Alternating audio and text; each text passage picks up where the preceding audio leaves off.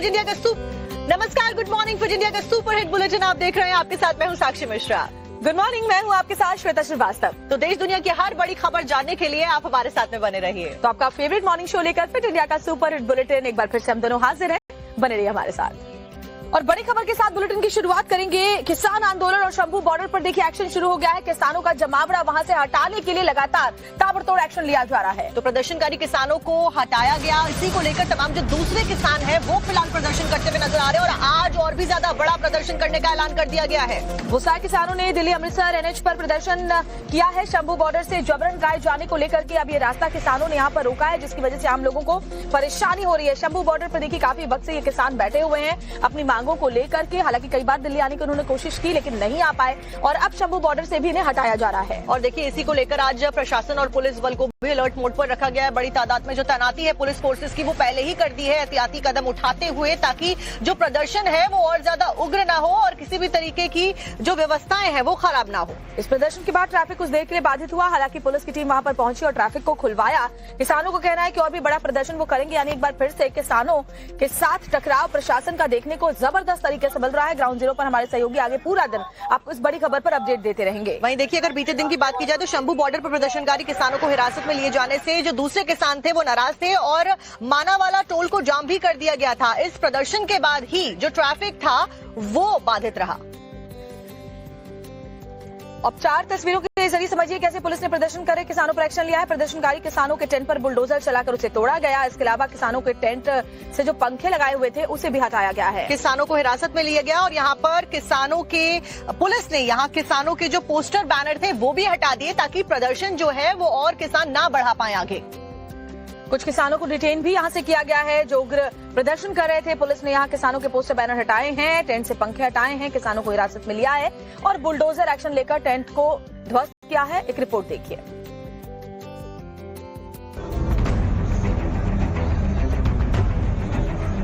Punjab police प्रदर्शनकारी किसानों पर अचानक एक्शन में दिखी। पंजाब पुलिस ने प्रदर्शन कर रहे किसानों को जबरन हटा दिया। किसानों के कैंप और स्ट्रक्चर को बुलडोजर से तोड़ दिया। शंभू बॉर्डर पर बीचों बीच बनाया गया मंच भी पुलिस ने तोड़ दिया।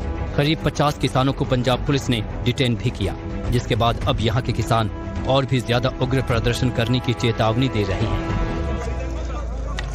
इस वक्त हम शंभू बॉर्डर पर हैं जहां पंजाब पुलिस का जबरदस्त एक्शन चल रहा है। पिछले 13 महीने से यहां किसान आंदोलन चल रहा था, लेकिन अब इस बॉर्डर को पंजाब पुलिस खाली करवा रही है। तमाम किसान यहां से जा चुके हैं और उनके जो स्ट्रक्चर थे, उनके जो कैंप थे, उनकी जो ट्रैक्टर ट्रॉली थी, उनको यहां से हटाया जा रहा है। आप देखिए किस तरीके से जो पीला पंचा है, जो बुलडोजर है, वो यहां पर तमाम जो स्ट्रक्चर है उसको ध्वस्त कर रहा है। कोई किसान अब यहाँ पर मौजूद नहीं है और ये जो जगह है जहाँ पर इस वक्त एक्शन दिखाई दे रहा है, ये दरअसल मंच था शंभू बॉर्डर के बीचों बीच, जहाँ किसान यहाँ से अपनी रणनीति बनाते थे और तमाम जो भाषण थे, तमाम जो नेता थे, वो यहीं पर इकट्ठा होते थे।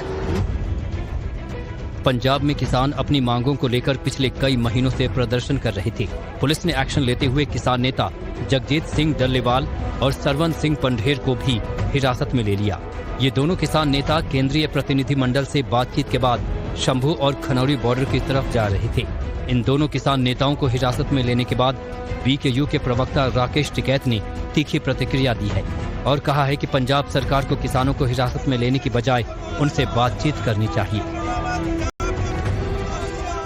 आज जिस तरह से बातचीत करके हमारे जितने लीडर थे वहां से वापसी हो रहे थे, वो चाहे जगजीत सिंह डल्लेवाल जी हो, पंढेर जी हो और जितने लोग हैं, ये पता चला कि उनको सबको पंजाब पुलिस ने अरेस्ट करा है, डिटेन किया है। इससे पूरे देश के किसानों में रोष फैल लगा और पंजाब सरकार को बातचीत में शामिल रहना चाहिए। वे उनकी जमीन पे है, उनसे बातचीत करके ही समाधान निकल सकता है। पुलिस ने एक्शन से पहले शंभू और खनौरी बॉर्डर के पास के इलाकों में इंटरनेट बंद कर दिया था, जिसके बाद मौके पर भारी संख्या में पुलिस बल मौजूद है। पुलिस की तरफ से शंभू और खनौरी बॉर्डर पर नाकेबंदी की गई है। शंभू बॉर्डर पे जो काफी देर से किसानों का धरना चल रहा था, उसमें आज ड्यूटी मजिस्ट्रेट्स की प्रेजेंस में पुलिस की तरफ से क्लियर करवाया गया है आफ्टर गिविंग प्रॉपर वार्निंग इनको दी गई थी और उसके बाद ये सारा क्लियर करवाया गया है। कुछ लोगों ने अपनी विलिंगनेस दी थी कि हम घर जाना चाहते हैं, तो उनको बसेस में बिठा के घर भेजा गया और इन एडिशन जो यहाँ पे स्ट्रक्चर्स हैं और व्हीकल्स हैं उनको मूव करा जा रहा है। पंजाब में आम आदमी पार्टी की सरकार के इस एक्शन के बाद सियासी हलचल तेज हो गई है।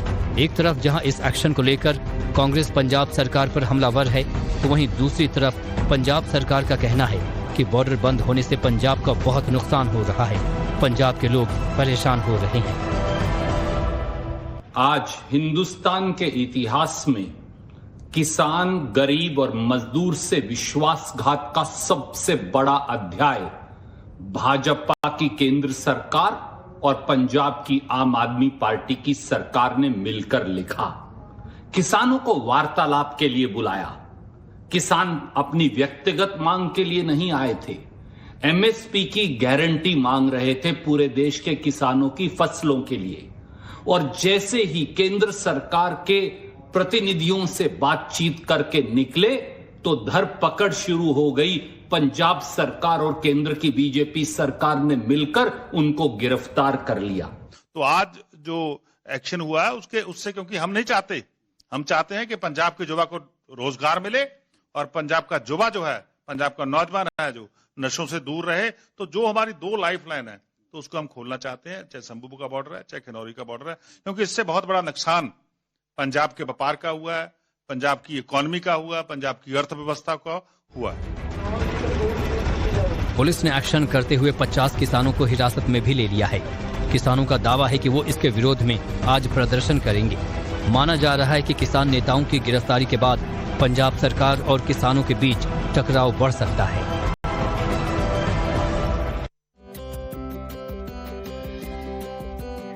तो शंभू बॉर्डर पे किस तरीके के हालात है, इसी को लेकर एक डिटेल रिपोर्ट हमारे सहयोगी शिवम की दिखाते हैं आपको।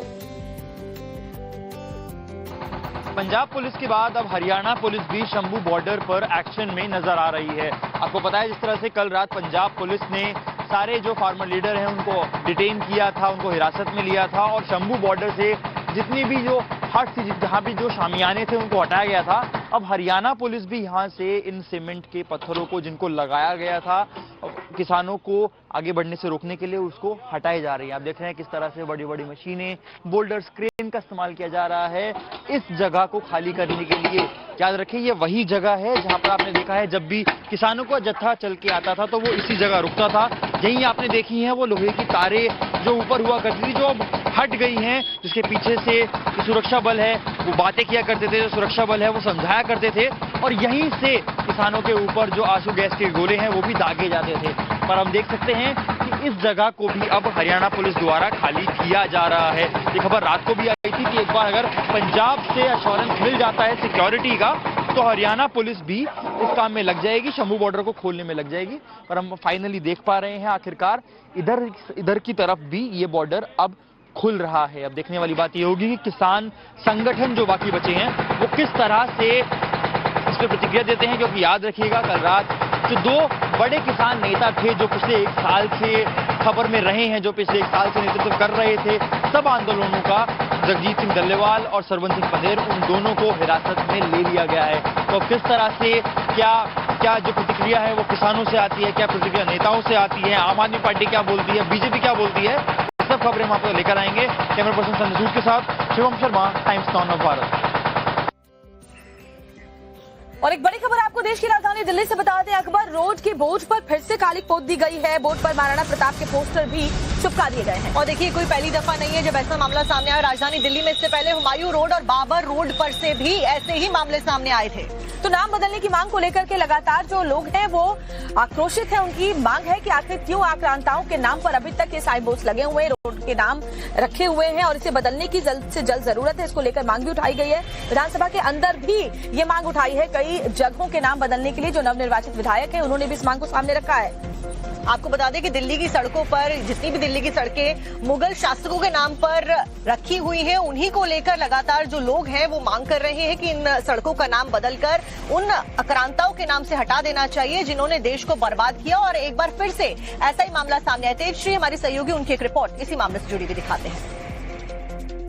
दिल्ली में अकबर रोड के साइन बोर्ड पर कालीख पोत दी गई है। तस्वीरों के जरिए हम आपको दिखाएंगे कि क्या कुछ यहाँ पर किया गया है। ये देखिए, अकबर रोड का जो नाम है 4 अलग अलग भाषा में इस साइन बोर्ड पर लिखा गया है और यही रास्ता अकबर रोड की तरफ जाता भी है और दर्शाता भी है।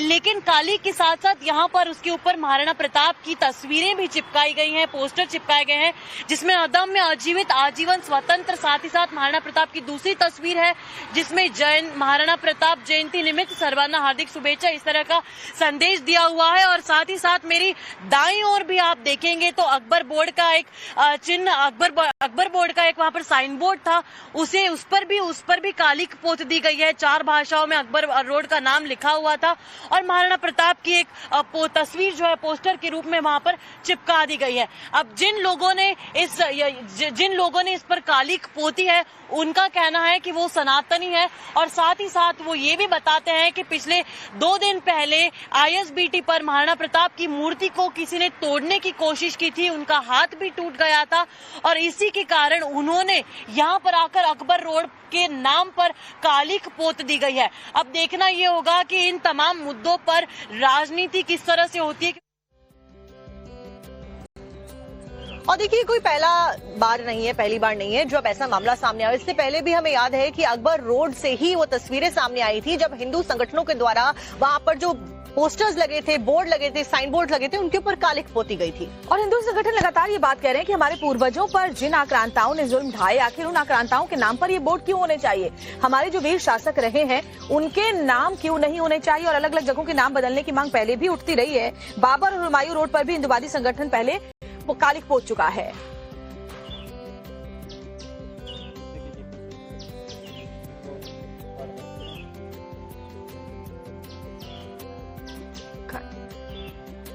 और देखिए, इस बीच लगातार मुस्लिम आक्रांताओं से जुड़ी हुई खबर तो हम आपको दिखा रहे हैं। अब ब्रेकिंग, सैयद सालार मसूद गाजी से जुड़ी हुई आपको बता देते हैं। बीते 48 घंटे में इस नाम को लेकर विवाद जो है वो बहुत तेजी के साथ में बढ़ता हुआ नजर आ रहा है। और अब ये मांग की जा रही है क्योंकि देखिए, नेजा मेला जो है वो सालार गाजी के नाम पर लगता आया है। इससे पहले बहराइच में भी मई के महीने में लगता है और संभल में भी।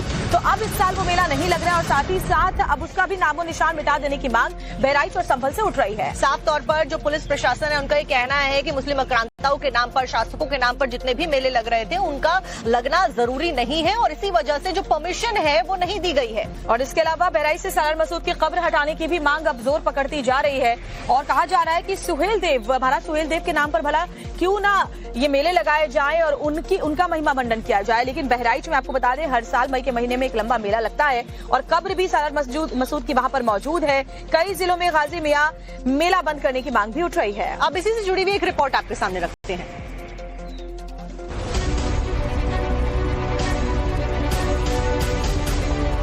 संभल में नेजा मेले को लेकर शुरू हुआ संग्राम अब यूपी के दूसरे जिलों तक पहुंच गया है। संभल की तरह यूपी के दूसरे जिलों में भी सालार मसूद गाजी की याद में किए जाने वाले आयोजनों पर रोक लगाने की मांग उठने लगी है।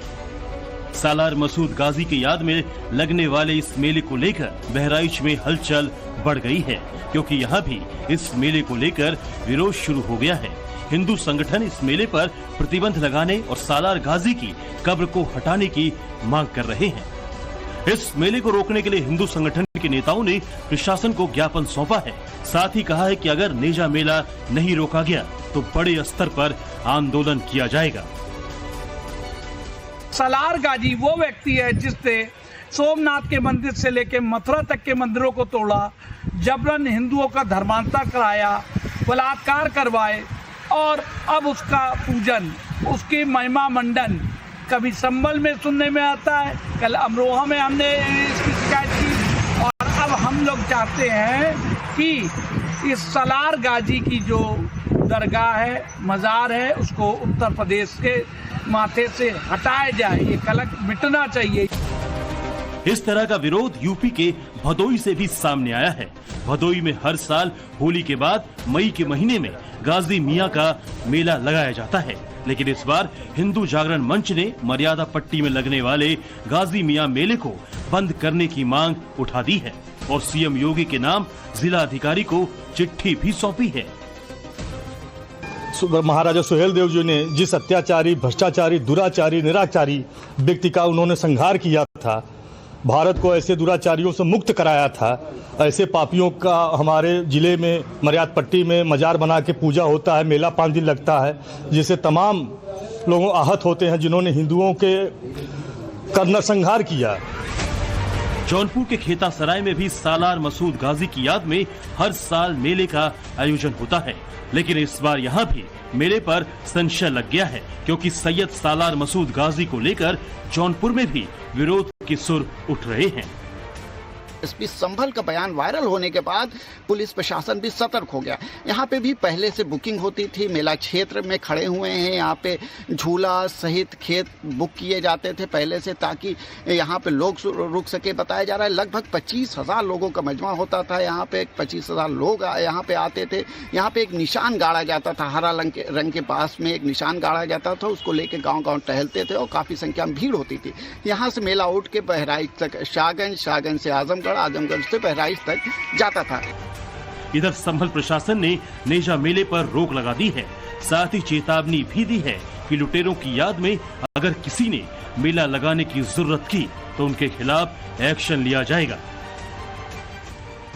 समय पे इसलिए बुला के बता दिया है। और सुनिए, आप जाइए, इसके बाद मजिस्ट्रेट से मिलिए, ठीक है सर, अपनी बात कहिए, लेकिन ये स्पष्ट बात कह रहा हूँ, उसकी याद में, लुटेरे की याद में इस तरह से उचित नहीं है, बिल्कुल नहीं होगा। नंबर 1 बात। लेकिन एक बात मैं कहना चाह रहा हूँ, जाओ फिर सुनूंगा। सर सुनते भाई, अभी नहीं सुनूंगा। अच्छा, अभी नहीं सुनूंगा सर, नहीं सुनेंगे सर, अभी नहीं सुनूंगा, क्योंकि किसी लुटेरे के पक्ष में खड़े होने की बात बिल्कुल नहीं सुनूंगा।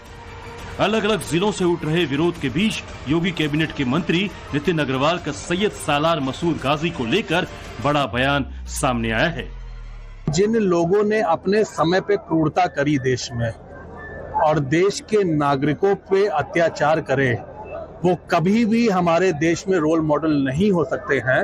और जो लोग उनको रोल मॉडल मानते हैं, मैं उनकी निंदा करता हूं, और ऐसे लोगों के नाम पे किसी भी आयोजन को नहीं होना चाहिए हमारे देश और प्रदेश में। इस बीच योगी कैबिनेट के मंत्री अनिल राजभर ने भी एक बयान जारी किया, जिसमें उन्होंने कहा कि सैयद सालार मसूद उर्फ गाजी के नाम से अलग अलग जिले में मेले और प्रदर्शनी पर रोक जारी रहेगी। सैयद सालार मसूद, जिसके साथ राष्ट्रवीर महाराजा सुहेलदेव राजभर जी का संग्राम हुआ, जिसने सैयद सालार मसूद का सर्वस्व नाश किया, उस सैयद सालार मसूद के नाम पर पिछली की सरकारों ने वहां मेला लगाने का काम किया, प्रदर्शनी लगाने का काम किया, सैयद सालार मसूद को महिमा मंडित करने का काम किया। लेकिन वर्तमान भारतीय जनता पार्टी की सरकार ने उस मेला और प्रदर्शनी को बंद करने का फैसला किया है। यूपी में जगह जगह से गाजी सालार की मजार को हटाने की मांग के बीच आज सीएम योगी बहराइच जा रहे हैं। सबको इंतजार है कि आक्रांता सालार की मजार को मिटाने की मांग पर सीएम योगी का क्या विचार है।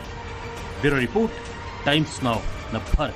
खबर आपको बताते हैं, यूपी के संभल में सांसद जियाउर रहमान बर्क को नोटिस दिया गया है। अवैध निर्माण के मामले में ये नोटिस जियाउर रहमान बर्क को सांसद को दिया गया है। 33 निर्माणों के लिए नोटिस जारी किया गया है। संभल के सांसद को एक मकान के निर्माण के मामले में ये नोटिस दिया गया। इससे पहले भी देखिए, बिजली चोरी के मामले में वो फंसे हैं, हिंसा से जुड़े कई मामलों में भी उन पर आरोप लगे, और अब ये नई मुसीबत जो है उनके सामने है कि 33 निर्माणों के लिए नोटिस जारी कर दिया गया है प्रशासन की तरफ से। तो संभल के चंदौसी में अवैध कब्जे वाले 33 मकान और एक मस्जिद को नोटिस दिया गया है। नोटिस के जरिए लोगों से कहा गया है कि वो अपने घर के दस्तावेजों को तहसीलदार के सामने पेश करें, और सांसद जियाउर रहमान बर्क को भी इसी कड़ी में नोटिस दिया गया है। बताया जा रहा है कि इलाके की मुस्तफा मस्जिद को भी ये नोटिस जारी किया गया है, और ऐसा करने के लिए इन लोगों को 7 दिन का वक्त फिलहाल प्रशासन की तरफ से दिया गया है।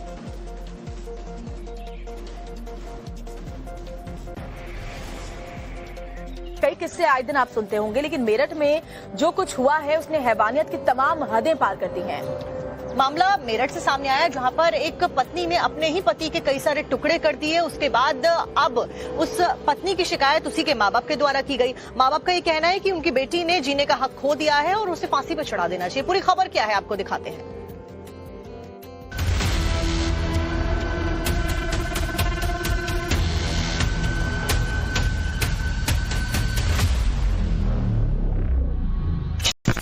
सिर पर महादेव की माफिक लंबे बालों का जूड़ा और नशे में डूबी हुई आंखों वाले इस हत्यारे आशिक के साथ पुलिस की गिरफ्त में खड़ी बेहद खूबसूरत से इस महिला ने मिलकर जिस बेरहमी से अपने पति का वध किया है वो आपकी रूह कपा देगा।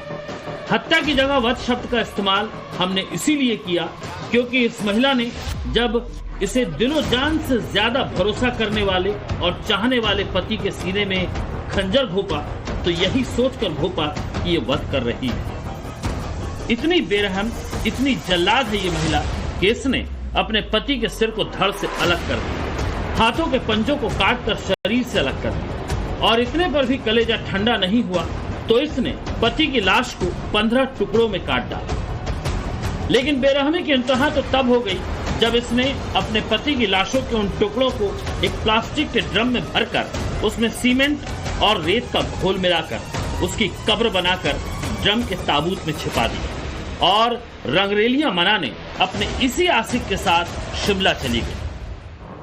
पति, पत्नी और वो के बीच लव, इश्क और धोखे की ये खूनी कहानी दिल्ली से सटे मेरठ से आई है। जिस महिला ने अपने पति का कत्ल किया है उसका नाम मुस्कान है।